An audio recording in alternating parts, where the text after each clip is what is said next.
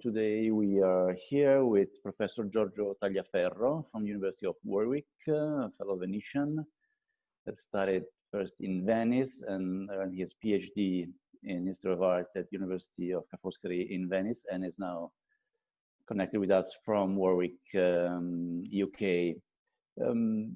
I'm particularly glad to have the opportunity to present this second webinar. It's the second organized by the Istituto in Toronto, from where I'm speaking, from the office of the Istituto, which is now open to the public again after many months of closure. Unfortunately, I will not even mention the reason, because I'm sure you all know why we have been closed so long. So one of the positive effects, if there is one, is the fact that we've been able to connect even more deeply with our fellow colleagues in North America, and together with all the Istituto di Cultura in the US and in Canada, we decided to organize a series, to coordinate a series of webinars dedicated to Raffaello. You all know 2020 marks the 500th anniversary of Raffaello's death on April 6th. So this is as I say, the second organized by Toronto. We will have another one. I can anticipate that it will be on October 1st, and our guest will be curator from the National Gallery in London, UK, Matthias Wivel. The event tonight is organized, as I said, with the colleagues in the different institutes in North America, and I will love to mention them all and to thank them all. So it is organized together with the Istituto in Chicago, directed by Luca De Vito; in Los Angeles, directed by Valeria Rumori; in Montreal, here in Canada, directed by my dear friend Francesco Darelli; in New York, directed by Paolo Barlera; in San Francisco by Anna Maria Di Giorgio; and in Washington, D.C., directed by Emanuele Amendola. So thank to them, and thank to all of you for connecting with us from, I guess, all over the US and Canada, and also from I imagine from Europe, from Italy and UK, mostly, given the relevance of the presenter that we can offer you tonight. Giorgio Tagliaferro will speak about, the title of the seminar today is about Tiziano and Raphael and Tiziano. Tiziano as the Raphael of Venice, which is an extremely intriguing topic. Giorgio Tagliaferro, as I said, earned his PhD in Venice at Ca' Foscari University, and is now associate professor in Renaissance art at the University of Warwick. He specialized in Renaissance early modern European art with a main focus on Venice. His research areas include visual arts and the display of power, painting and representation, drawing, and the creative process, artist workshops, and the market, and in the art market. So it's a quite broad and social-oriented approach to the matter. He was the main author of the book Le Botteghe di Tiziano, Florence, 2009, which stemmed from a research project on Titian's workshop, founded by the Fondazione Centro Studi Tiziano e Cadore. He was a scholar in residence at the Getty Research Institute in 2012, is the recipient of a British Academy Small Grant, 2015-16, and of a Leverhulme Research Fellowship, 2016 and 17. He is currently working on a book project on the 16th century pictorial cycle of the Great Council Hall in Venice Ducal Palace. I just would love to remember the occasion that we had to meet. It was in Toronto at the last year RSA, and we have a friend in common who is the prominent restorator Giulio Bono, who introduced me to Giorgio, and Giorgio has been instrumental also in creating this series and in involving Thomas Della Costa, that was with us 2 weeks ago, and Matthias Wivel, who will be with us at the beginning of October, precisely October 3rd. So also for his organizatorial contribution and effort, I would like to thank Giorgio Tagliaferro, and to whom I'm now giving the floor. Thank you very much. So the floor is yours, George. Okay. please. Thank you. Thanks very much, Alessandro. Thanks for inviting me. It's a great pleasure to run this webinar, which is a very strange format I'm not used to. I hope, thanks everybody for joining this, and I hope you will like it. It's hard to teach not in presence of people, so I'll try to be as attractive as possible to the audience, talking about a topic which is not obvious, I believe, because in our perception of the Renaissance, I think we tend to prioritize and associate our idea of Renaissance art with other people than Raphael and Titian, thinking of Leonardo and Michelangelo especially, and Rome and Florence.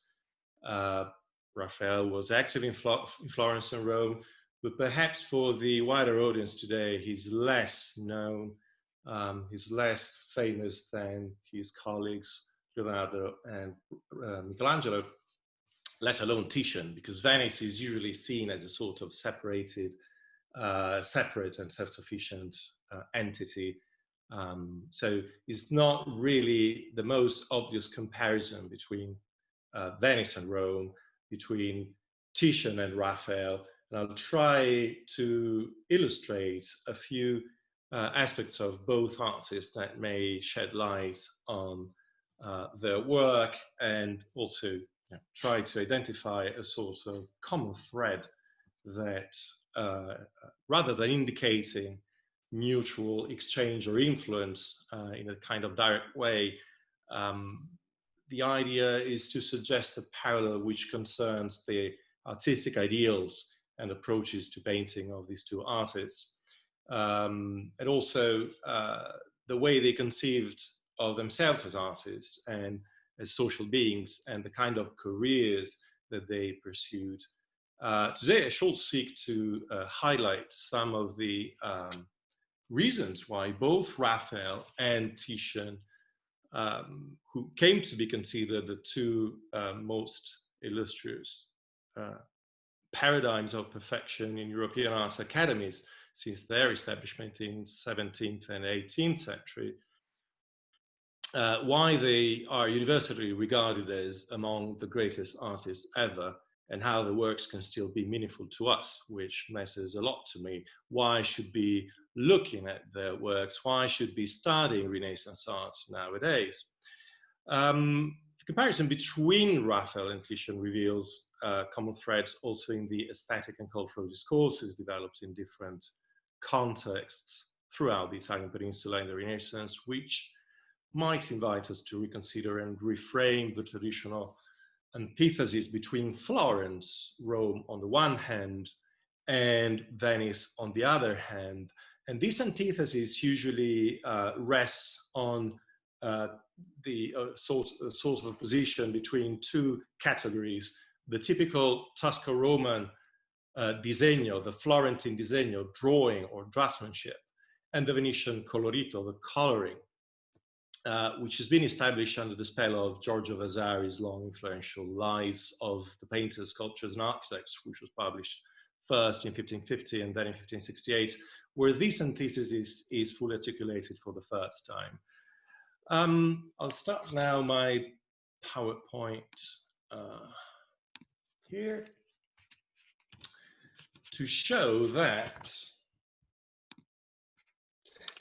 rather than with Raphael, usually Titian is compared with Michelangelo for a number of reasons. Both Michelangelo and Titian are seen as sort of titanic individuals whose strong individuality is reflected by the art and working procedures. You can see from these two pictures, action, gestures, muscular, heroic figures, and the sculptural quality, which can be appreciated even in Titian's paintings, not just in Michelangelo's sculptures. Also, they were two kind of idiosyncratic and unconventional artists, personalities, and also in the late style, for some reason, is comparable. And I'm showing here another example of how Titian himself was probably looking to Michelangelo as a sort of inspiration, perhaps knowing some of his drawings, which circulated certainly in copies. Well, on the contrary, as I said, the parallel between Titian and Raphael is less common. They presumably never met. There's no apparent direct contact between them. Titian didn't go to Rome until 1545, as far as we know. And there he met Michelangelo, of course, because Raphael had long died. They had different lives. Raphael dies young in 1520 at age 37. Titian lives long, probably around 80 years old when he dies or more. Raphael is the son of a court painter. He spent most of his life moving from Urbino to Florence, from Florence to Rome, in a sort of professional ascent from the court of his hometown in central Italy, whereas Titian is the son of a notary from the upper provinces of Venice, from the mountains, who moved early on and permanently to Venice, serving a variety of patrons. He was never a court painter, strictly speaking, but I have to say they started from different points and their careers somehow converged into similar patterns and achievements, because Raphael traveled to Florence to study, especially Leonardo and Michelangelo, and Titian moved to Venice to study and learn painting. And he looked to Bellini and Giorgione, the two great painters who preceded him in Venice. Raphael establishes himself in Rome. Titian acquits himself in North Italian courts, although he never moved there permanently, remained in Venice. But as Raphael becomes the painter of the popes, so Titian becomes the emperor's painter, the painter of Charles V, and also Philip II of Spain, and a lot of other princes. And both were interestingly renamed New Apelles. Apelles is the ancient painter who became the paradigm of the court artist, because he served none less than Alexander the Great, portraying him and so on. So it is partly on this basis of their careers and partly in consideration of the quality of their art that Venetian polymath Ludovico Dolce in 1557, in his dialogue on painting titled L'Aretino, celebrates Titian as the greatest of the painters, using Raphael as a paradigm of perfect painting, which Titian is said to surpass. The dialogue consists of a conversation between two men. One is Pietro Aretino, who gives the title to the dialogue, who was a Tuscan polymath who moved from first to Rome, from Tuscany, and then from where he served an important patron, who I will mention later, moved to Venice in 1527 after the sack of Rome, and established himself there, became a very close friend to Titian himself, as well as to Ludovico Dolce, the author of the dialogue. The other interlocutor is a Florentine humanist named Giovanni Francesco Fabrini. The dialogue responds to the 1550 edition of Vasari's Lives, where Tuscan art is branded and promoted as the best of the best, and especially Leonardo, Raphael, but above all, Michelangelo are seen as paragons of perfection and models to follow. Titian is not even mentioned, whereas in the second edition, 1568, a biography of him, of Titian, will be included. So Dolce is a very close friend to Titian, and through this dialogue, in a way, Titian promotes himself, that's for sure. The main aesthetic principles are the typical Renaissance ones that underpins the dialogue. Art as the ape of nature is, the artists had to imitate, but even surpass nature. They imitate things that were created by God, so they act like God like creators. And the painters is typically compared to a mute poet. The typical Latin saying, ut pictura poesis, as is painting, so is poetry, is a typical topos coming from ancient rhetoric, which is incredibly important in the 16th century because it becomes the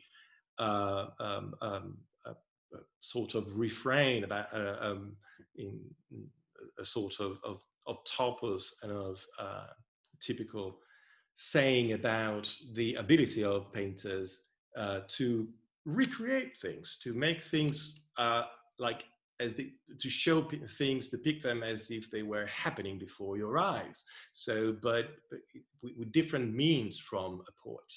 So it's the ability of painters to be persuasive. And for that reason, of course, painting is seen by Dolce as a liberal art, not a mechanical art. And painters are seen as individuals of social distinction. And Dolce actually says that the nobility of painting is demonstrated by the fact that artists have been favored through history by princes and kings from antiquity to his times. So the dialogue is partly a dispute over the best painter between Michelangelo and Raphael. And actually, Raphael is the winner. This is based on the fact that painting is composed of three main aspects: invenzione, invention, composition, disegno, drawing, design, and colorito, coloring. And Michelangelo certainly excels in disegno and the representation of nude body, but lacks variety. That's what Dolce says. Michelangelo shows off in details every artistic problem, but Raphael instead is more varied. He looks for ease, he's more graceful, and also is great at coloring and also in perspective. So he excels in all qualities, not just disegno and figures. And actually, this resonates later with, and you can see here these muscular figures, which are typical of Michelangelo from the Sistine Chapel. This idea of Michelangelo lacking variety then resonates in another treatise later by Giampaolo Lomazzo, where he says that basically Michelangelo was never able to add anything to beauty, to the beauty of the torso of Hercules by Apollonius of Athens, which is located in Belvedere in Rome. So it's the Belvedere torso, which is here on the left, which actually was used by Michelangelo several times as a sort of platform to create new poses and make his figures gesturing in different ways. So Raphael goes beyond that, according to Ludovico Dolce. The Galatea here is an example of variety and grace. This is an example of how many different pictures moving and gesturing in different ways and creating a composition which is harmonious and graceful based on both the composition and lighting and coloring scheme. However, much as Raphael is good, of course, for Dolce, Titian is better. Titian surpasses Raphael. He outdoes every painter in all qualities, and especially Colorito, which enables him to perfectly imitate nature. So Dolce here speaks of heroic majesty of figures and very soft system of coloring. The fact that he uses Raphael as model for comparison is strategic because Dolce then uses presents Titian as a Venetian counter model of perfection to the Tusco-Roman one. So Raphael embodies an ideal of excellence, and this spurs Titian to promote himself through Dolce's voice as the greatest of all artists, thus giving Venice its own Raphael, which is what underpins the title of this seminar. And this also because Raphael is a paradigm of a successful court painter, and actually Titian did the same. So in these respects, Raphael and Titian can be compared for social and artistic freedom and independence that they gained. But to what extent is such parallelism with Raphael appropriate and reliable? Is it but a rhetorical artifice by Dolce, or is there any common ground between Raphael's and Titian's artistic ideals, practices, objectives, endeavors, and achievements? The question extends more broadly to the essence of Renaissance art, its aspirations and principles, ideals and goals, invites us to explore more deeply and concretely the distinctive features and characteristics that define the legacy of Renaissance artists, beyond such abstract notions as naturalism that we always use, or the more specific technical categories employed by Renaissance theorists, such as disegno and colore. So we take now one example of Raphael's art to illustrate the difference between Titian and Raphael and see actually, how, to what extent they can be compared. So the famous entombment, which is in Rome, which is painted for Perugia in central Italy, in Umbria. It's an altarpiece showing Christ's entombment. It's not just Christ's entombment, it's more than that. The story unfolds from the background, where you see the three crosses, whence Jesus' body has been taken to the front, to right foreground the group of Mary, who is swooning, fainting, to left foreground with the main action of Jesus' body being carried away into the tomb. So two different moments being harmonized, and you can see the difference from Mantegna's print of the same subject, where actually this unity is kind of lacking. The unity is achieved in a lot of ways, giving harmony and balance to the composition, but it's a harmony and balance which is dynamic. See the balance of forces, the carriers, bending backward in opposite directions to counterbalance the weight of Jesus' body. The dynamic of diagonals, the limbs of the people, of the characters involved in the action, that stress the dynamics of the action performed by everybody. And everybody's involved emotionally. The reactions, the responses to the main action are shown very obviously. Mary's group, for instance, see the torsion of the kneeling figure on the right, which I'll go back to in a second. How does Raphael come to this? Well, first of all, he sees a lot of things, and he's able to put together a lot of visual sources with quotations and synthesizing all of this. Antiquity, for instance, which is the Bible of every Renaissance painter, studying reliefs and sculptures especially to gain the sense of volumes and gain depth to the figures. The death, the burial of Miliaga was indicated by Leon Battista Alberti, the 15th century treatise writer, in the treatise on painting, as the model to be taken when one wants to depict the carrying of a dead body. So that's what Raphael does. But it's not only that. So the figure I was mentioning before, the one which is twisting on the right, well, this is inspired certainly by Michelangelo in the Doni Tondo. And if you, which is a very original way to connect two different spatial planes. Mary is behind her, but she's reaching to her. And that's exactly what Michelangelo does with the figure of Mary reaching out to Christ and Joseph behind her. But then also Michelangelo is behind the figure of Peter, the one who is at the center of this detail.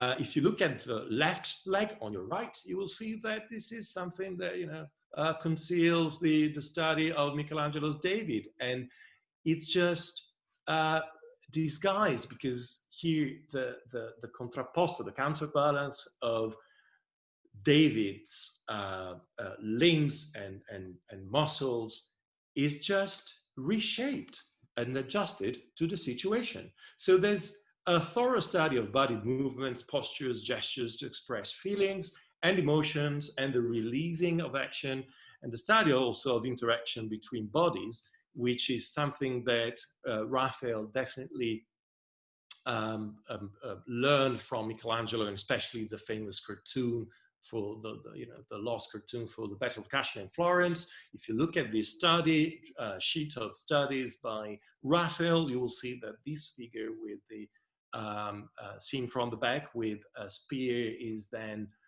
reversed, studied here. And if you consider this other figure carrying a staff, that's the source for this variation on the same theme. But which is something that then Raphael applies to other to paintings, such as the School of Athens. This is a detail.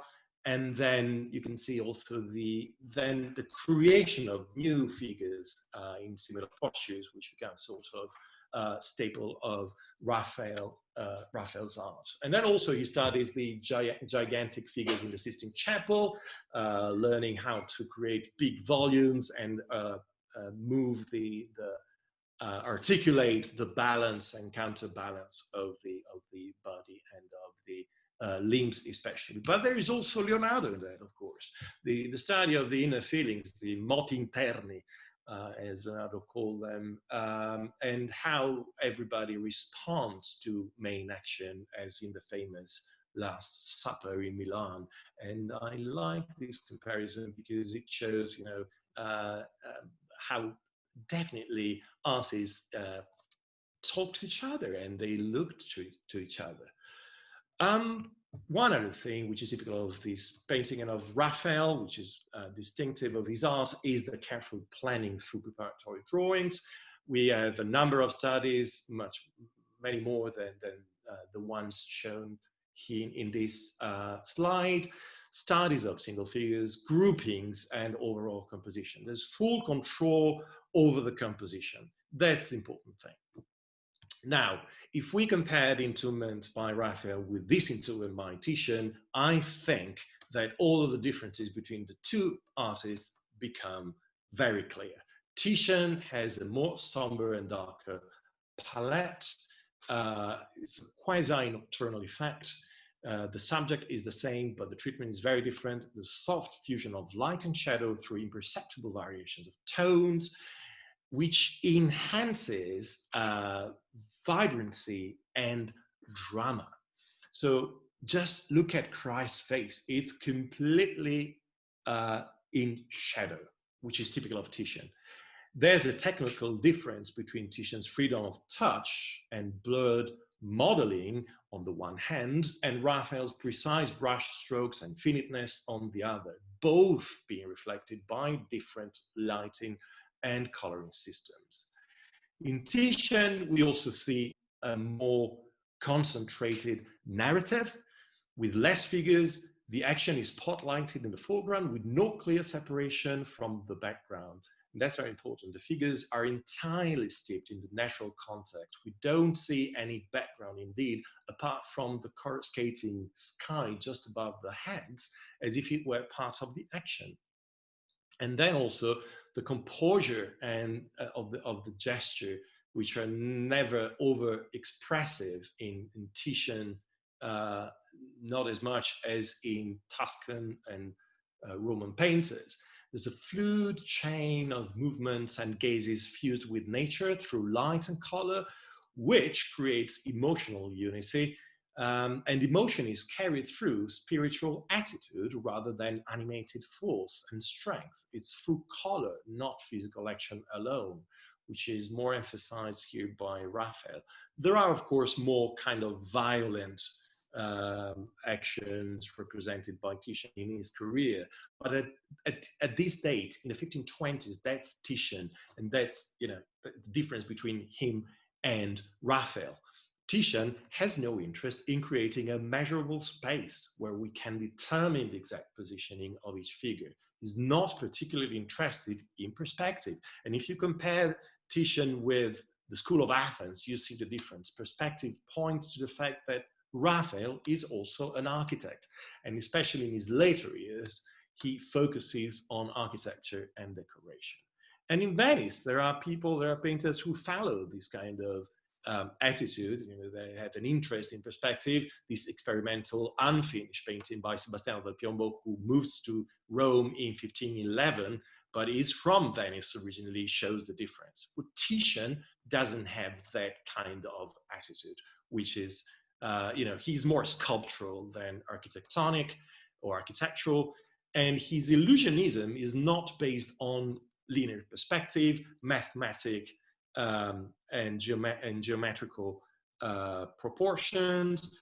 It's more a sort of, it's not optically exact, but it's more an illusionism obtained through other tools and devices, like the scale of the figures, the gesturing, the spatial distancing, the modeling, and light and color. Okay, now that I, you know, set the stage for the differences between the two, the question is, so is it just a matter of an antithesis between disegno and colorito, between Florentine disegno and Venetian colorito, as Vasari especially seems to lay stress on, and as is often commonly perceived? Is the real problem, is there a real problem with the lack of disegno in Titian's painting, as Vasari and Michelangelo used to say, criticizing him? Well, actually, as you can see from this slide, Titian was a talented draftsman of his own, just of a different kind. The answer to the question I just raised is quite nuanced, as there are analogies and correspondences at different levels. On the one hand, there are possible mutual borrowings and influences that are perceptible on the surface, as it were. On the other hand, there is a deeper correlation in the way the two artists approach visual problems and conceive of their art, how their creations are designed to confront the viewer with a pictorial world that stems from the artist's imagination, a world which, despite its being fictional, materializes before our eyes, interacts with, mirrors, extends into, and sometimes resists our own real world.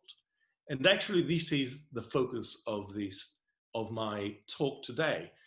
So there is mutual exchange of motifs and patterns. A few examples can show this. Titian seems to look at Raphael, for instance, as a source of inspiration in his creation of the Magdalene, which seems to resonate with Raphael's famous Fornarina. Look at the sensuality, the pose, the gesturing, two arms partly covering and partly showing the nudity. And also, I would say Saint Catherine here as a model of sanctity and chastity on the opposite, which is then mixed and fused in the late format of Titian's Magdalene. And then, you know, there are also Titian who studies and copies Raphael, like the famous portrait of Julius II. And then there is also quotation sometimes, this less known altarpiece in the Venetian inland, as you can see, quotes Raphael's famous miraculous draft of fishes, which is one of the cartoons for the tapestries in the Sistine Chapel. And we know that a couple of cartoons, not this one, were in Venice at that time. So through collections in Venice, Titian came to know some designs by Raphael for sure. This one, for instance, because the painting on the left here was in a Venetian collection in the 16th century. And here you can see how Raphael is reinterpreted and recreated. Characteristically, the handling of color of Titian by Titian is free, coarse, with brush strokes, carrying thick impasto. The contours are blurred. The vision of the depicted objects is fuzzy, and there are created and there are atmospheric effects of haziness, like this one that gives the pictorial surface a somewhat sketchy appearance, We talk about pittura di macchia, painting made of smudges or patches in this case. But as I said before, there is more than these comparisons and surface analogies. It's more interesting the ways in which both artists pursued artistic ambition and innovation. In both Raphael's and Titian's works, artistic means are often put to the test to develop techniques and modes of representation to engage the viewers in new, more persuasive ways, taking up intellectual challenges with a more involved, more self-aware audience, which, take us back to the comparison, the parallel between painting and poetry. I need to drink. Apologies. So both artists use their visual intelligence to enhance visual impact, to depict things in a more vivid way, to render abstract concepts through harmonious designs. And both, that's very important, both exert formal control over the pictorial field. They both aim to a unity of design, which is combined with a variety of forms and visual sources to achieve a dynamic balance. They aim to create an ingenious and persuasive invenzione, to use the 16th century Italian term, composition. And especially this is visible in narrative painting, where figure grouping and positioning is key to express action. This is what has mainly contributed to Raphael's and Titian's wide reputation as extraordinary inventors. So all this reflects personal and social ambitions, both by artists and patrons, where the visual arts are elevated to cultural and social act. And there are three main themes I want to focus on now. One is directly connected with this social distinction, and it's court culture through portraits especially. The other one is naturalism, and the third one is synthesis and innovation. Now, an important thing is that both Raphael and Titian are described by Ludovico Dolce as perfect courtiers. They're graced with inner and moral qualities that match their artistic talent. And what is important is that this enabled them to deal with the powerful as equals. And here you can see just three examples of important political leaders portrayed by Raphael, and here some others portrayed by Titian. Well, courts are a natural destination for artists such as Raphael, born at a court in Urbino, from a court painter, but not for Venetians. Venice is not a court, it's a republic. Titian's ascent as court artist is exceptional and follows a pattern that is perfectly embodied by Raphael's career. Even the places are the same. As you can see from this picture, this slide, Titian is active in places like Ferrara, Mantua, Urbino. These are exactly the same patrons as Raphael's, the Pope, and then, of course, the Emperor, whom Raphael never met, of course, because he died earlier, or well, actually he died 1 year later. Charles V was appointed Emperor. There are also intermediaries, people, especially literati, working as court secretaries or diplomats, who establish a sort of link between Raphael and Titian, even if they never met. And among these, we can count Pietro Bembo, a Venetian, a very important member of a very important family, a writer worth mentioning, a treatise on a dialogue on Platonic love, Gasolani, published in 1505, and the Prosa della volgar lingua, which is a dialogue on Italian vernacular language, proposing a literary linguistic model based on Petrarch and Boccaccio, 1525. Well, Bembo is active in different courts, in Ferrara, in Urbino, and in Rome. And in Rome, he befriends Raphael, actually, and also other people like these two guys, two Venetians, Andrea Navagero and Agostino Beazzano, two men of letters, And we know that, for instance, all these guys, they hung out, sorry. And for instance, in April 1516, they decided to take a day trip to Tivoli outside of Rome, just to visit the ancient Villa Adriana, and also to explore the ruins, the ancient ruins. There's this strong interest in antiquity, which is one of the common grounds that link these guys. And also another guy who is Baldassare Castiglione, who is from Mantua, who is the author of the famous book of the Corte, Libro del Cortigiano, in 1505, which is a dialogue on what constitutes an ideal court or court lady. Well, it's very important. All these guys were all friends. They had common interests, as I said. They were portrayed by Titian and Raphael, both Bembo and Castiglione. Although we don't have, we don't have Raphael's portrait of Bembo. We don't have Titian's portrait of Castiglione. Two important things are the question of imitation, especially Pietro Bembo. The treatise on the vernacular language proposes Boccaccio and Petrarch as the two models to follow. That's an attitude which is, and also the Latin, there's a question of the imitation of Latin poets. And here the two models are Cicero for prose and Virgil for poetry.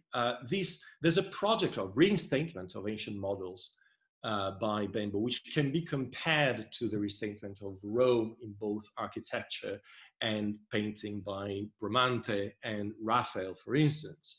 And there's another thing which is important, is that all these writers, they compose dialogues. As a literary genre is very important because it articulates multiple viewpoints to explore the variety of forms of knowledge and synthesize them into universals. And that's what happens in the School of Athens by Raphael here on the right. So, and at the same time, this harmony of different things, of different parts to create a perfect whole, a sort of super beauty that is more beautiful than anything found in nature, is the main principle of Renaissance art. And I want to remind here the anecdote of ancient Greek painter Zeuxis, who created a composite image of Helen of Troy by putting together the most beautiful parts of each of 5 different models. And speaking of portraits, this is probably the principal genre through which the ideals, needs, and motifs of court culture were propagated in the visual arts. Titian's portraits in particular here, I will say something about Titian as a portraitist and link it to Raphael, based exactly on this idea of the portrait as the conveyor of one's personality. So Titian's portraits are characterized by the expanse of the figures, the physical and mental presence, the sense of self-awareness that they show, and this evocative naturalism and enhanced sense of dignity of the sitters, which at the same time, who at the same time are somewhat detached from us, although they look at us. So in a word, what is important here is the function of portraits as a social act. Well, Titian develops his portraiture from Giorgione's portraiture, which is more intimate, introspective, especially by means of shading with this close-up format and they aid directly towards us. Well, Titian explores and expands the thematic and technical aspects of Giorgione's portraits.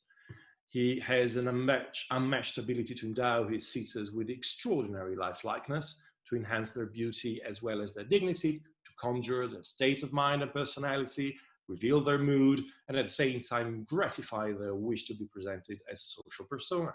You can see from these examples, the variety of poses, attitudes, characterizations, and textures to recreate the vitality of the sitter's life, especially through colors.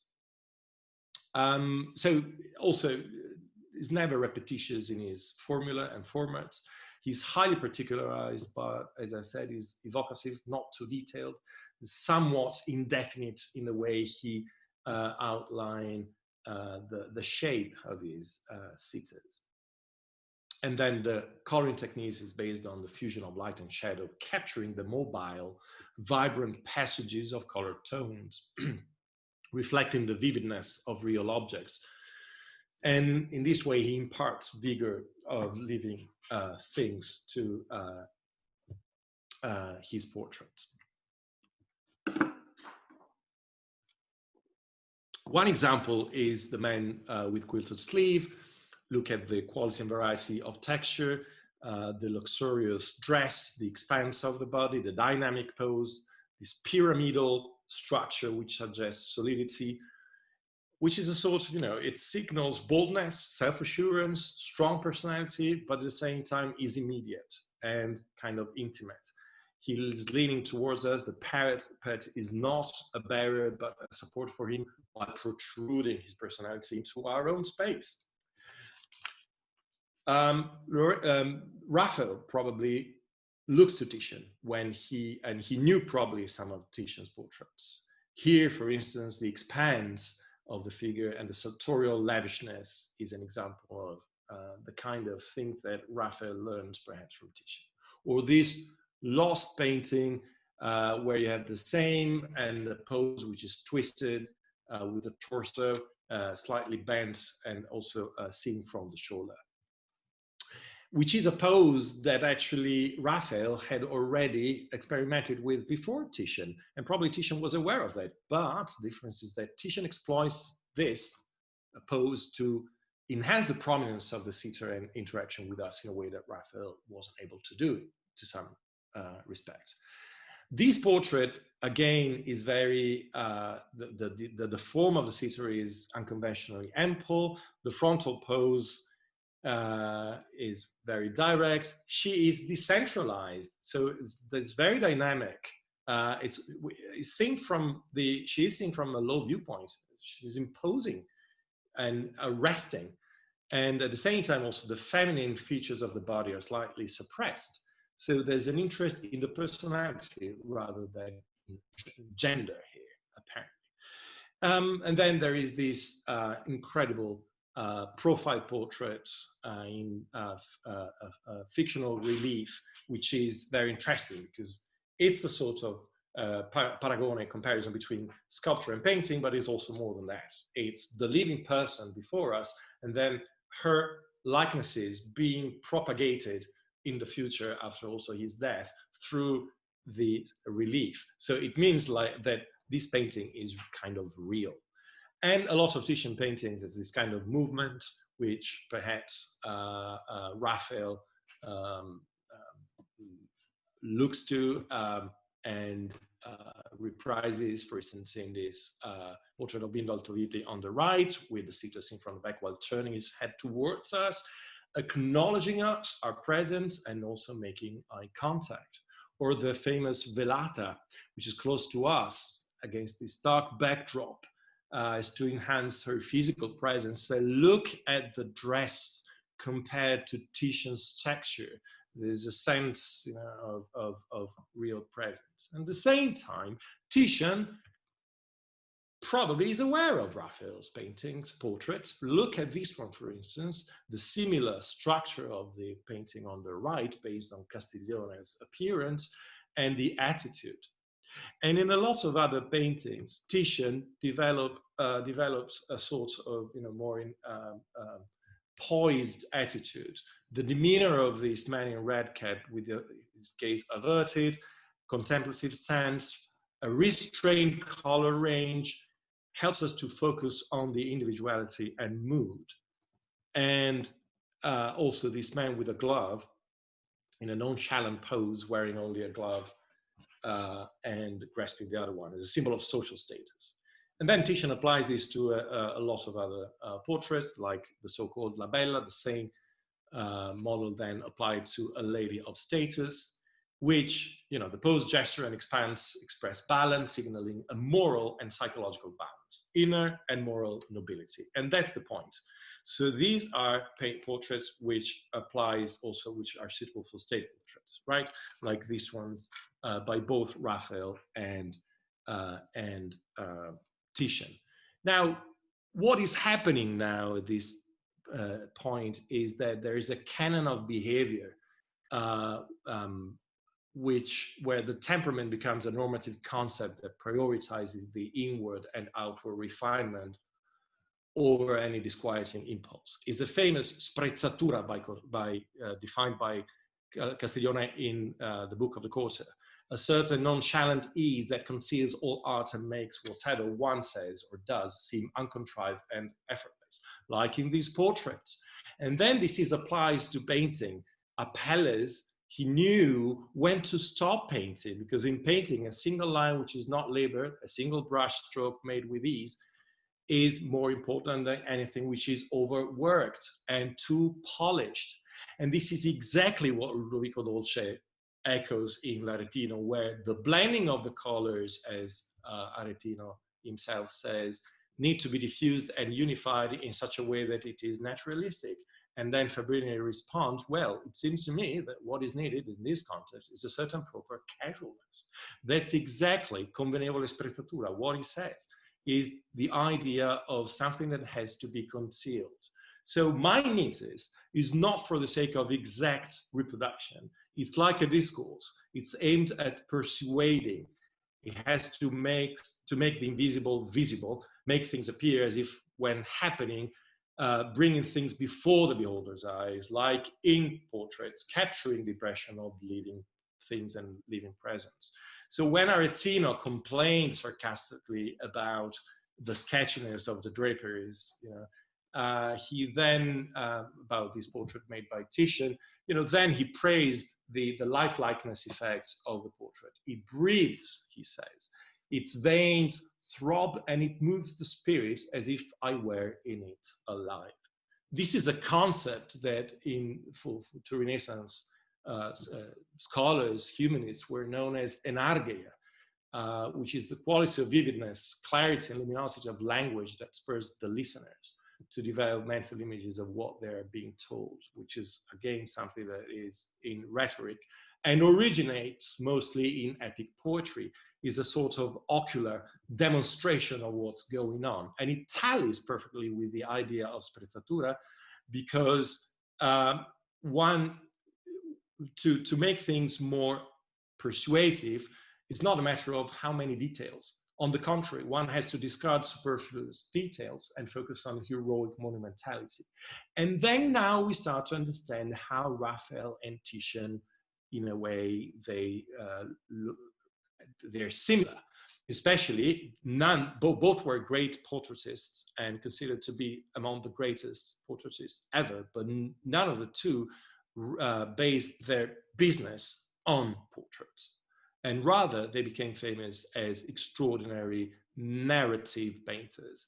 And actually, I want to now talk about the naturalism of narrative through narrative. So I will now show a lot of images in a sequence, starting from early Titian.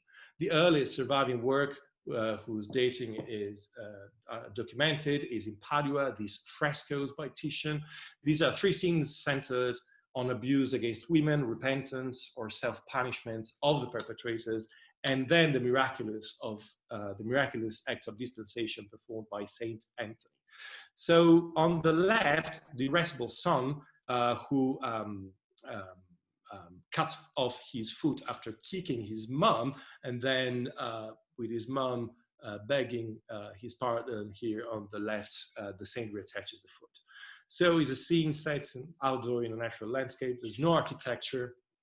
The focus is on the action performed in the foreground by the protagonist in life-size scale.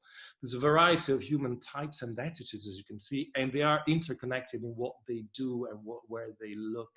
And here Titian seems to consider Giotto as an example. Look at the diagonal linking the head of the son on the left corner through the head, the mom's head, right to the face of St. Anthony. And the diagonal of his arm, which is the act of performing the miracle, passes through her gaze. It's like she is the real protagonist in a way.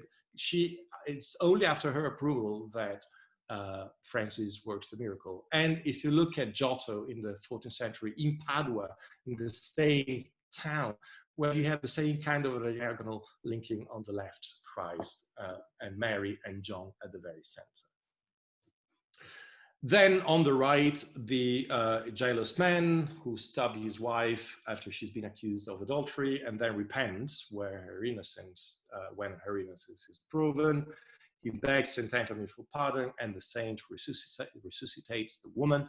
Well, the drama is just focused on the first action, not the final stage, which is on the background. There's a landscape here, a mound, which blocks off the main scene like a stage backdrop, so pushing the action to the foreground.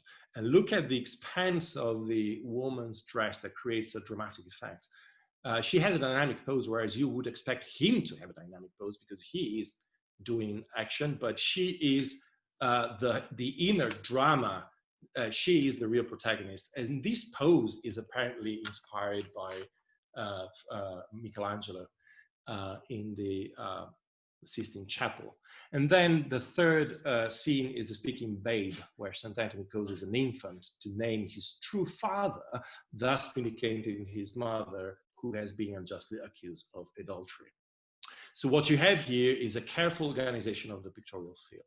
Look at this line of the building, which separate the protagonists on the right from the other ones on the left. However, this doesn't really lie on the central vertical axis. So there is dynamism in the scene. And then look at the figures on the left. They are framed by this niche. Who are they? Well, they are present. They're there. They're eyewitnessing, and they're commenting on and responding to what's going on. And the man on the left is coming in. There's all the heads are at the same level, nearly at the half of the height. So there's a sort of, again, control over the pictorial field. And if you compare this with 15th century examples of the same subject by Donatello in the Basilica of the Santo, where there's a sort of uncontrolled expansion of the design, or this one by Antonio Lombardo, where actually there is a huge drama going on with these over exaggerated figures, where there you see the balance in Titian. And this is Titian in his early career. So this is without being too much influenced by other artists. And you can also appreciate the difference between what was going on before he arrived in Venice. You know, Vittore Carpaccio stages this scene, spreading it into three different parts, whereas Titian unifies the action and different moments and different responses by the characters into just one unified field, which is very similar to what Raphael does, apart from the fact that, of course, Raphael is interested in perspective. He distributes the figures in depth through perspective, spatial construction, and also the poses are more dynamic, with limbs stretched out from the torso, which is something that Titian doesn't do much, as you can see here. And actually, there is, now I have a sequence of images, because I'm taking too long, I had to just go through very quickly. So just to show that Titian indeed learns how to move his figures in a more dynamic way throughout his careers. He looks to antiquity. For instance, in this painting, you see this ancient relief. You see the figure on the left of this relief, which is taken into the painting. He studies, he's interested in ancient sculpture and reliefs, and this early painting in Antwerp shows a podium with a recreation of antiquity. So this helps Titian to articulate the figures in a certain way. And here in the famous Sacred and Profane Love, you can see not just the sarcophagus, but also the gracefulness and dynamic poses of the figures, especially the one on the right. So Titian learns how to gives more dynamic attitude to his scenes. And if you compare this painting, which was made for Ferrara, with another painting by Giovanni Bellini for the same sequence in Ferrara, and you compare the two figures on the right, you see there's a difference. And the difference is that Titian is looking to ancient models, like this sculpture, which again enables him to give strength and force to his figures. And then he also looks to Michelangelo for the gathering and composition of figures, and especially nude figures. And here, this one, this guy lying here is taken from a figure from the Battle of Kashna, which is inspired by antiquity, actually, as you can see here. There's a lot of other quotations from antiquity by Titian in his famous Bacchus Ariadne for the same cycle of painting in Ferrara. You see the writhing satyr here is a quotation of the famous Laocoon that was unearthed in 1506 in Michelangelo's presence, with this figure wrapped in snakes, which is it's a model for this polyptych as well, in both the figure of the risen Christ and in the figure of Saint Sebastian, which interestingly is also based on the study of this sculpture by Michelangelo. So the antiquity and Michelangelo, but also Raphael. If you look to these two figures of Ariadne and Bacchus, left and right, they are very similar to two figures in the expulsion of Heliodorus from the temple by Raphael, and they're just being swapped, and so it's a sort of concealed quotation. So Titian and Raphael are different, but they have common interest also in giving order and harmony to the grouping of the figures, for instance. And perhaps Titian knew some of Raphael's paintings in Florence, like this one, with this pyramidal underlying design to put together the sacred figures. And in his turn, Raphael probably is interested in Venetian coloring first. As you can see here, this comparison with Giorgione, he's interested in this blending of the forms that you can see, especially in the background, where you have a more refined rendering and of soft passages from light to shadow. And you can see that in the arch on the right, from light to shadow. But the most conspicuous example of Raphael looking to Titian is this one.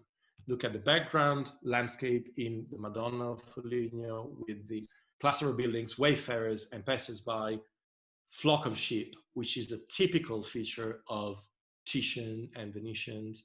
This is the background from the Sacred and Profane Love, but also you can see the atmospheric effects reproduced by Raphael, where the objects are fused, the leaves, the buildings. The area perspective alters the local colors, and these are two landscapes taken from Titian painting. So what is very important here is that the variety of light quality that combines both natural and supernatural light. The golden disc here, instead of just being the conventional mandorla, so-called, instead of being an abstract foil to the composition, becomes part of the lighting system of the picture, to which the background natural effects underneath respond. So the narrative unity is obtained not through discussion between saints here, but through their shared participation with the donor in the vision of Mary and child. This is a key point. The donor is a very influential man at the papal court, serving as the Pope's secretary. Sigismondo dei Conti is also a poet. He's a humanist. He's also a friend to both Bembo and Castiglione. He's one of the speakers in a dialogue written by Bembo that celebrates the Duke of Urbino. If you compare this with Perugino, you see the difference. These people, these characters, are having a vision in a natural context, in a natural setting, and we are invited to have the same vision, a vision of someone having a vision, which is typical, really typical of Titian. And you can see here this painting, which probably dates from the same period, showing how this donor being present at the event of the baptism, which is not possible, of course, but it's by force of nature, light, color that he is brought in. And we are brought in as well. And then probably there's a dialogue here between Titian and Raphael with this diffuse golden light in the lunette of the God's altarpiece by Titian. And now we'll conclude this section before the conclusive two works I want to show and discuss briefly is the famous Deliverance of St. Peter by Raphael in Rome, where he experiments with different sources of light, again, natural and supernatural, in a very virtuosic way.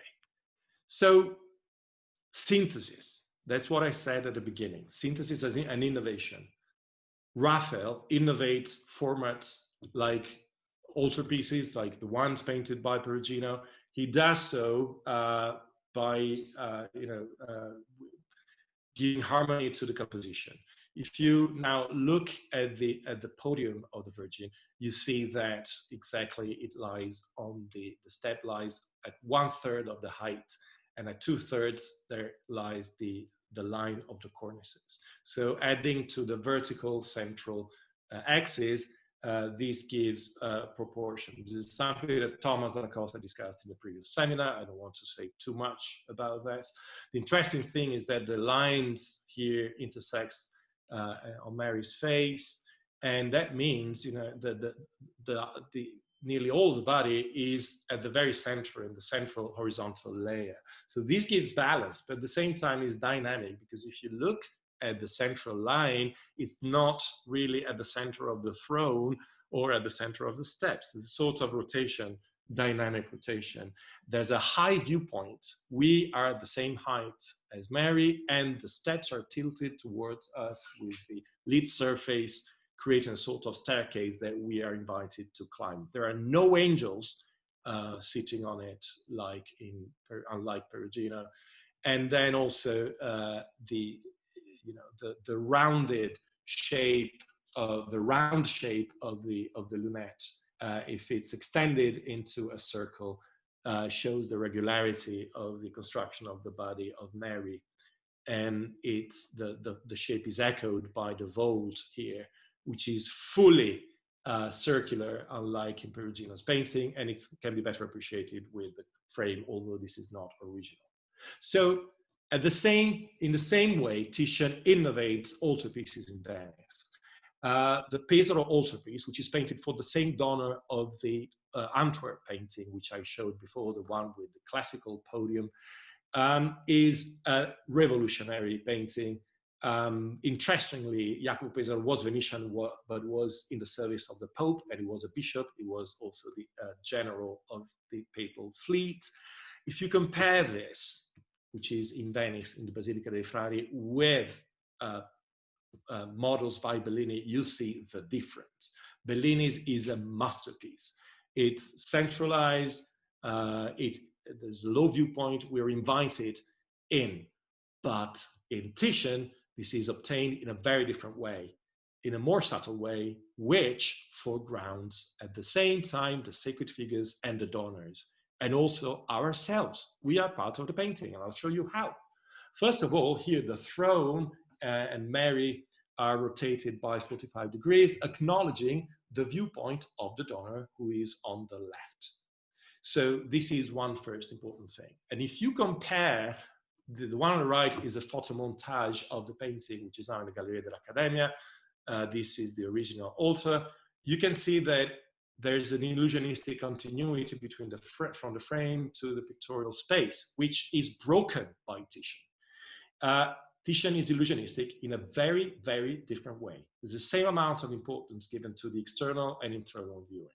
It's not just a matter of presenting us with an engaging sacred image of the Virgin and Child, but also of making the donor and his family materialize before us in the most persuasive and immediate way. And they mediate our presence, our gaze into and through the picture. Look at this. Look at the the guy on the right corner. He's looking at us, he's drawing us in, and then he's part of a group of sitters who are looking to the left. This is the one, these are the two brothers, these are all brothers, and he is looking, the one on the right, he's looking the donor, who is in himself looking to the Virgin Mary, is having a vision. So we are drawn in the less obvious way, but is incredibly arresting. And it reminds somehow what Raphael does in the Mass at Bolsena. Look at the group at the right. Here you have portraits. The painting combine past and present, a past event with people from Raphael's time, and they are part of the same situation of space and time. It's the invisible made visible. And if you bear with me for 5 more minutes, the most revolutionary of all altarpieces by Titian is the Assunta, which is a completely new concept aimed at redefining the architectural space around it. If you enter the church, that's what you see. The painting is right there at the opposite end. You can see it through the choir. So Titian is aware of that. And as you approach, that's what you see. So he acknowledges the view of both the congregation and the friars, the lay congregation and the friars, which is interesting because perspective here is taken to the experience of the spectator, is not this kind of perspective. Look at the arches and the vaults in the central perspective here in the School of Athens. Here, the experience of the viewer is the perspective. So it's very different. That is the secret of Titian's painting. But the concept is quite similar in the end, and the aims are quite similar, and also the way of proceeding. Look at how the design is structured in 3 juxtaposed layers. The first one with the apostles, the second one at 1/3 of height. The second one is just at the impost of the lunette, just above Mary's head. The third occupies the lunette with God the Father, of course. There's a connection between layers which are not rigidly separated. The apostles' arms stretch into the field of the upper layer. The angel's legs stretch downward. Mary's upright arms stretch towards God in the direction of her ascension. There's a vertical thrust from world to heavens. And the curve of angels around her suggests extension of the lunette into a circle of golden light, which is this one. And so Mary's head lies just below the radius, and see also the corresponding bending of the lower line of the cloud. So Mary's head lies on a virtual, also on a virtual isosceles triangle defined by the diagonals of the 2 apostles. The one on the right in red in clad, and the other one in orange. The light blue sky below sets apart the earthly and divine realms. There's a geometric control of the composition that give it an abstract stability. The fact that geometrical forms are not separated adds dynamism. And there are antecedents. Bellini, for instance, only the Assumption is a very well balanced and ordered painting. The field is halved in 2 juxtaposed sections with the Apostle below and Mary on top. They are aligned up in an ellipse bending towards us, and there's a clear separation from background through the paragon, but it's static. In both design and poses, there's a high viewpoint. We're on the same level of the Virgin Mary. We don't see her going up, which is exactly what happened also in this painting by Palma Vecchio, where vertical and horizontal symmetry is very well calibrated, as well as the arrangement of the figures and in the landscape.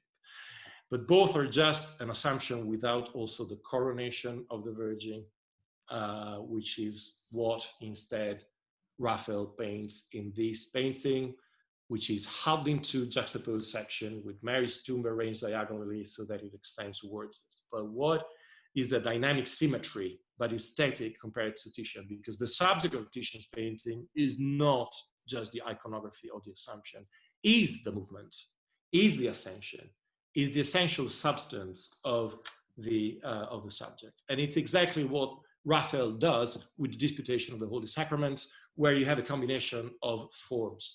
The round in the lower layer, you had the doctors of the church and theologians discussing, pointing to the mystery of the host in the monstrance at the center on top of the altar. In the upper layer, you have saints and prophets on a cloud with Christ between Mary and the Baptist. And then you have the dove of the Holy Ghost at Christ's feet, and God the Father above.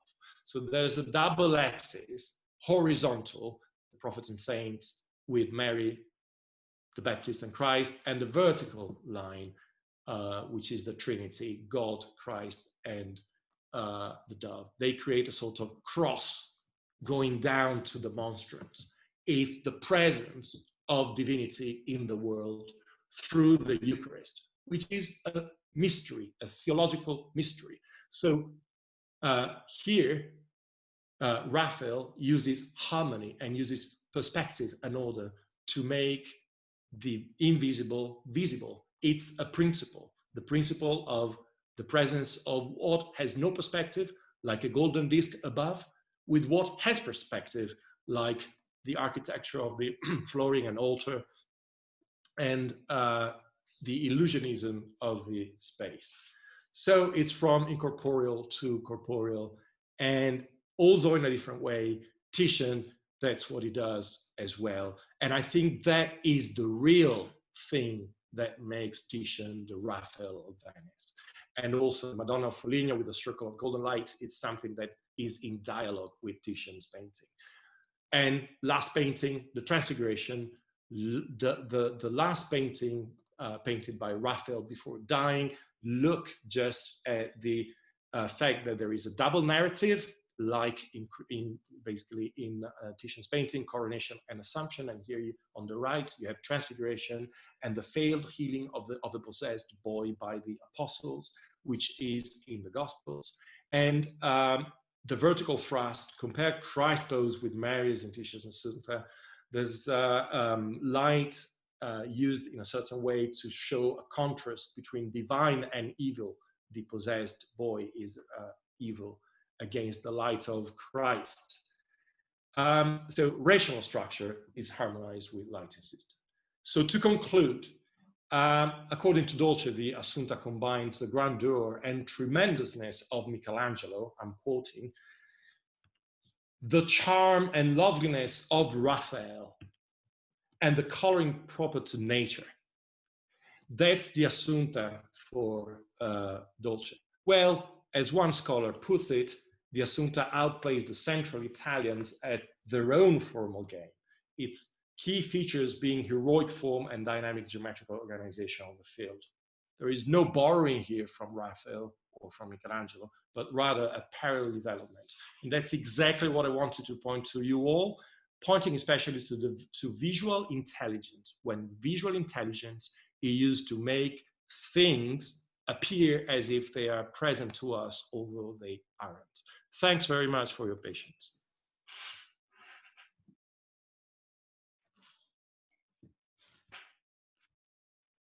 Thank you so much, Giorgio. What a journey. Sorry, it was, I'm aware it was incredible.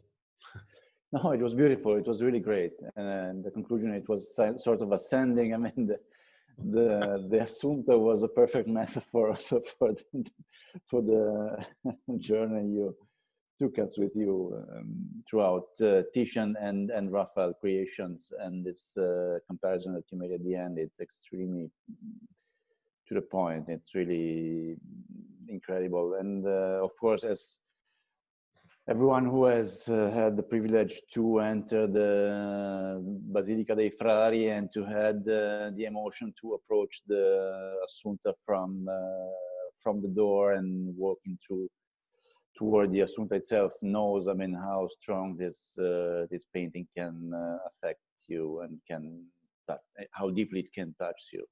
So it's.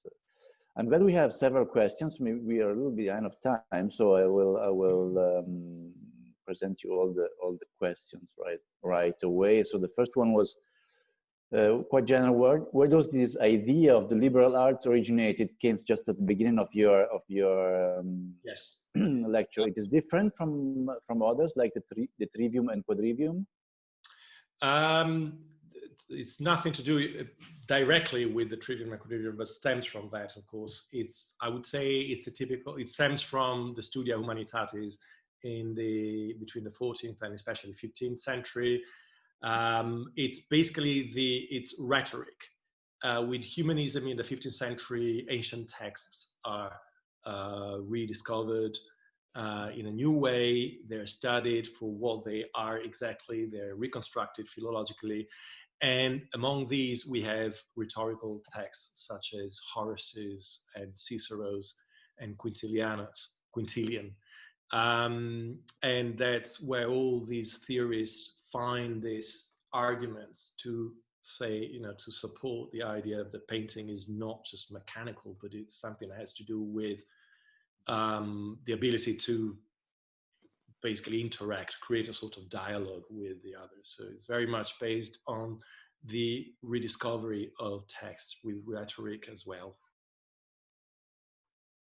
So then we have another question from an anonymous. I think Raphael died young. Titian lived long. I think you have answered this. If we compare young Raphael and young Titian, is some of the distinction changed? Is it meant as social distinction or? No, probably I mean the aesthetical approach. Well, I focused on early Titian precisely to try to. I don't know if this is an early question, perhaps. Yeah, it came on rather earlier. Yeah. I wanted to show exactly the fact that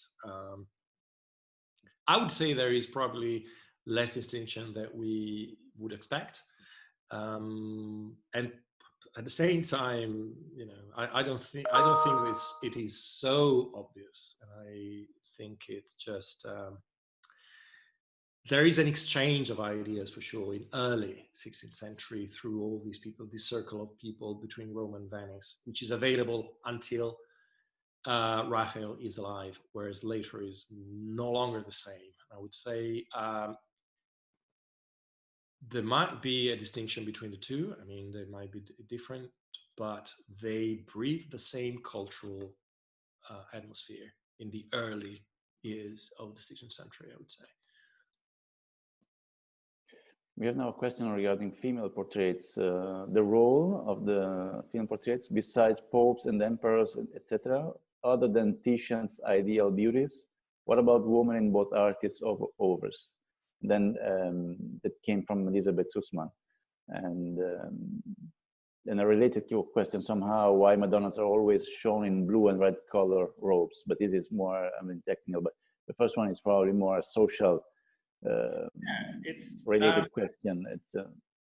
And it's a very important one, especially these days, which is something I really care for. It's about the role of women in the Renaissance. I think there is a sort of widespread and perhaps not fully developed idea or perception that women in the Renaissance is all about subjugation, which is, for our canons, might be the way we see it, but we have to consider the historic period, and we have to consider that male and female individuals had different roles. Definitely, women had less visibility than men. That's one thing.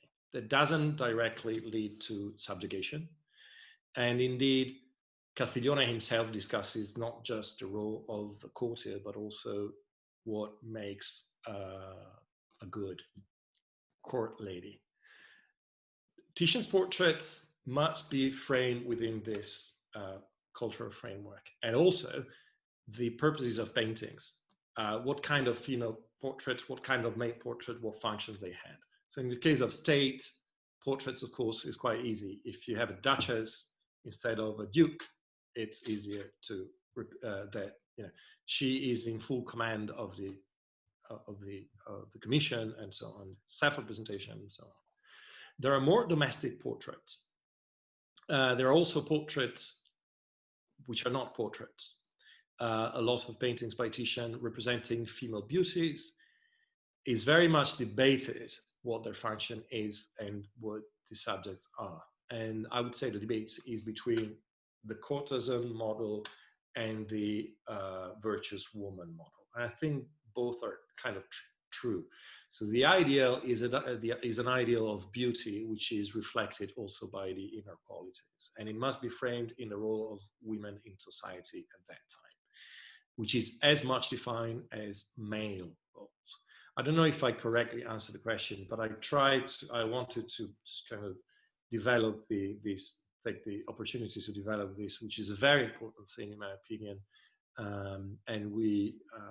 And also another thing is that a lot of portraits by Titian of women are scattered throughout Titian's works, like for instance, the 3 scenes in Padua that I showed, where I believe in each of them, the real protagonist, apart from St. Francis, which is just functional and instrumental, are women.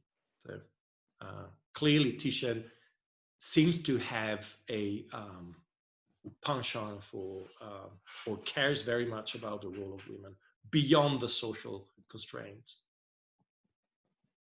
Well, the other question is about the blue and red dress of Mary. Well, that's a traditional color that comes from, I believe it comes from written sources.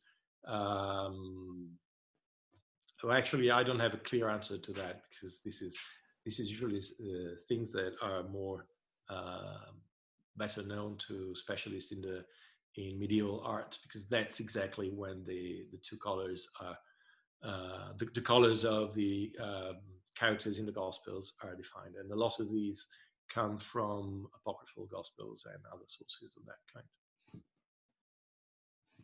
I think the presence of women, not only in the portraits but in the painting, there's always also, I guess, I mean, the reference to mythological figures that was so widespread in the Renaissance, and the return somehow of allegorical use of female.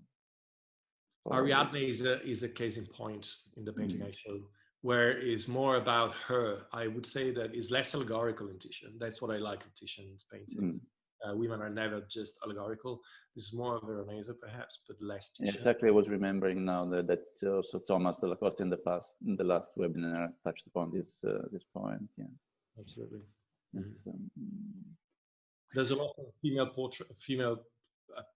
presence in Raphael's big narratives. A lot of girls and from lower social classes, not necessarily portraits, but they embody a type. And I would like people to consider more how the woman is really present in paintings and is very highly respected, clearly. Again, regarding the colors, I have often heard references to Titian red. Is there anything in particular that distinguishes Titian's red? Well, that's a question for our friend Giulio Bono, the conservator you mentioned, who, by the way, has been working on the Assunta for months, which is a real challenge for a restorer. That's a question I heard a lot of times, and every time my answer is, well, actually, yes and no. And basically, the point is that there is no special pigment or anything like that that Titian used. I think that I never investigated where the terms red Titian comes from, where it's originated, but it's definitely not something it's something that comes from later on, not from Titian's own times. One thing that is important is that Titian makes use of a lot of red lakes, which are very important kind of paint that gives a lot of glazing to the paintings. So yeah, he makes a very good use of red, but other painters do, and I think it's probably a 19th or 18th century tradition. But There are several compliments and congratulations and thanks. And there's questions I would like to put. Who, in your opinion, was the more skilled painter of the two, Titian versus Raphael? So now it's a sort in competition. I have to wear my Vasari's cap on me. It's really impossible to say. In terms of technique and in terms of, they are virtuosic in two different ways. So here the answer could only be very subjective, which one I like most. And I had to say that I don't know, because every time I see both of them, and it varies a lot from painting to painting. The point is that there are many more Titians and a lot of Titian works which are collaborative. Raphael didn't live enough to make so much paintings, and a lot of the late great decorative cycles are collaborative as well. I would say that the difference lies in the fact that really Titian grounds his technique on the application of color in some way, in a kind of structural way, but it's more than that. It's the ability to understand how a whole pictorial field, the illusionism of the depicted scene, the representation, is affected by conditions of light and how color responds locally. So technically, the use of the brush is very different. The Rape of Europa, which I showed at the beginning, is probably Titian's masterpiece of the late years, and he can handle the brush in different ways. You have the more refined and precise touches, and you have also the more fuzzy, the fuzzier and more sketchier, typical brush strokes, freer, which are typical of him. Raphael, on the other hand, is a fantastic draftsman, and when he paints like a draftsman. So he's really very precise and meticulous. But at the same time, we should acknowledge, and especially from the stanze di Teodoro onwards, he's less precise than we would expect. If you go close to see the frescoes, and painting in fresco is very different from painting in oil. We can see the brush strokes. We can really see the action of the painter. So we might be surprised. At the same time, the velata shows an interest in this effect of showing the lines, the contours and outlines in a way which is really painterly. I don't know if that is a full answer, but I don't know who's best. Probably there's no way. Yeah, it's probably very difficult to say. Another question that would be not easy to answer, I guess, but you probably have the answer. At the outset of his presentation, Dr. Tagliaferro posed the question, why is it important to study these artists today? I'm curious to hear his answer on this. It would be interesting to hear whether the answer was, the question was raised at the beginning or at the end. Because if it's raised at the beginning, I gave. Oh, it's rather at the end. At the end. Well, that's even more interesting. By Daniel Andarelli. So it's. Well, thanks so much. That's nearly every day when I think about my job, what I do, I wonder, is it useful by any means? And the answer should be yes, because I work in the higher education. But it's not just that, it's what I teach, and actually why studying ancient art instead of contemporary art. When I think, first of all, that art is a key factor of our society. And it's a kind of duty, I think, for us to make sure that this is not just a matter of business, of art market, and of just trendy things. Art is the mirror and reflection of society in many ways, and it's also something that impacts massively on society. And I mean not just in social terms.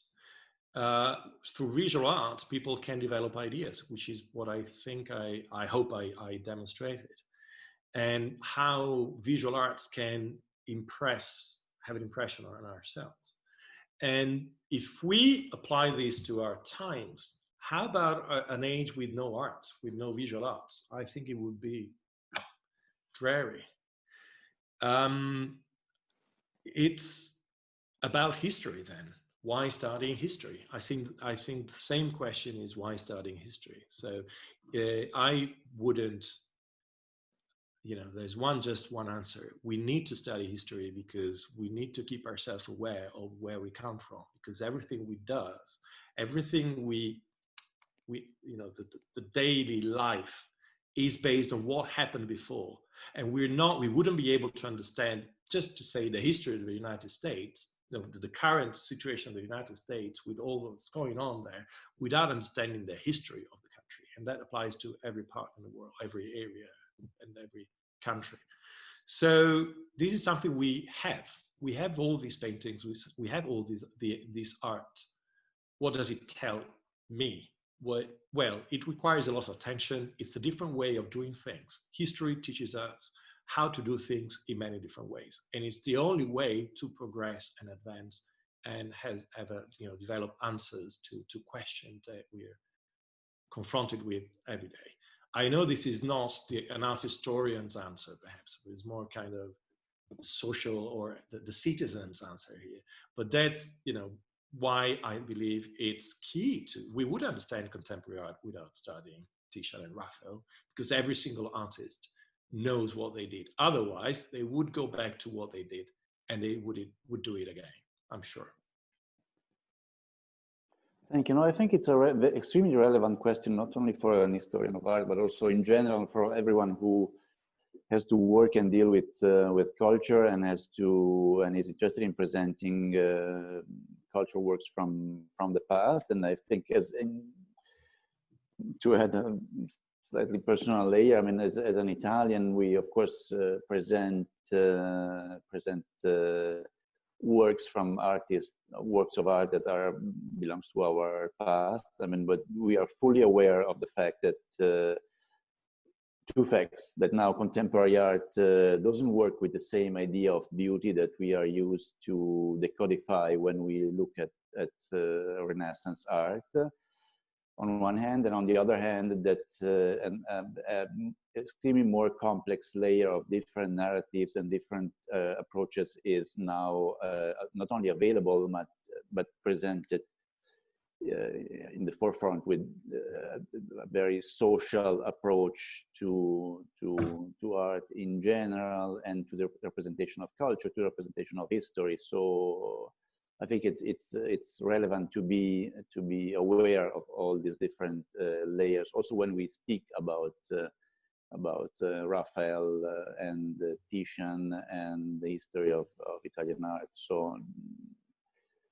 this, on one hand, is more on the social part of the approach to the history of art. On the other hand, I was impressed by the webinar, by the lecture by Thomas, and you use the same approach in several times when you start to describe the paintings, the compositions, and this applies also to literature. It applies to music as well. By putting in place the reference to a series of geometry, relations, and so on, which seems to imply a sort of, I don't know how far, historical, defined sense of beauty in terms of proportion, relations, and so on. This is, I think, again, an open question. I don't know how you see it, but I think it's always there when you look at the work of art like Titian and so on. The dialectic that is in place between a sense of resting, peace, calm, and so on, and the dynamic that the artists are able to express. So yeah, if I actually can add on this, so I hope I show that the ideal of beauty in the Renaissance is not just a matter of perfection and beauty like something pretty. It responds to, it combines aesthetics and ethics. There's one thing. The other thing is also that it's not all about beauty and perfection. It's also about life-likeness, in a sense of the motion of life. Emotion brings emotion. And we live in an age where we like video games, we like the enhanced reality, with these kind of things. Everything which is virtual. Well, this is the same. That the Assunta is the video game of the time. It's all about our experience. So it's rapturous, and of course, for us, it becomes different. And I think we should try at least to understand how now, what it represents for us. It's also another thing, which is, all these painters were given a subject. They didn't choose like the contemporary artists do. So what they were doing was unleashing their imagination beyond the constraints and the guidelines. So it means that it's an example of how to do things, of how to find solutions also, and how to be inventive and creative in any situation. And I think that's also a good example. The way I see it is not just fine art. It's also a challenge to my visual intelligence when I see these paintings. What do they mean? Why? And the fact that they are painted by human hands matter a lot. So I think the response is very subjective. So that's why I gave first an answer which is more social in a global way. But that's also in a deeper way how we can try at least to develop our own experience. It's an aesthetic experience. We need aesthetic experience. Definitely, yeah. There's a way that difficult to say why and how, but they speak to us, at least on a very personal to me, and I guess to you. Well, and I hope to all of our friends that follow the webinar. Then again, it might be a very historical determined and social determined and culturally determined experience. This is, of course, something that we cannot... Well, the fact that we are Italians and we keep studying the Renaissance is that because the Renaissance is really probably the best we could offer in our history in terms of visual arts, perhaps among the best moments in history.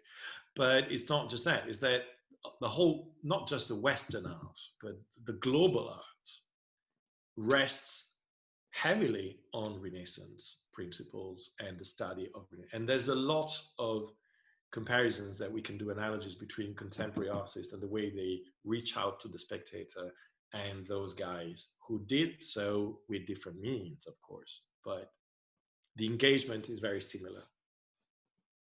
Beautiful. Well, we have more questions, but I think we should, unfortunately...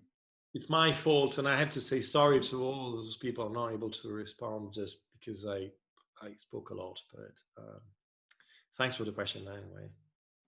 And again, thank you so much, Giorgio Tagliaferro. It has been really a beautiful lecture.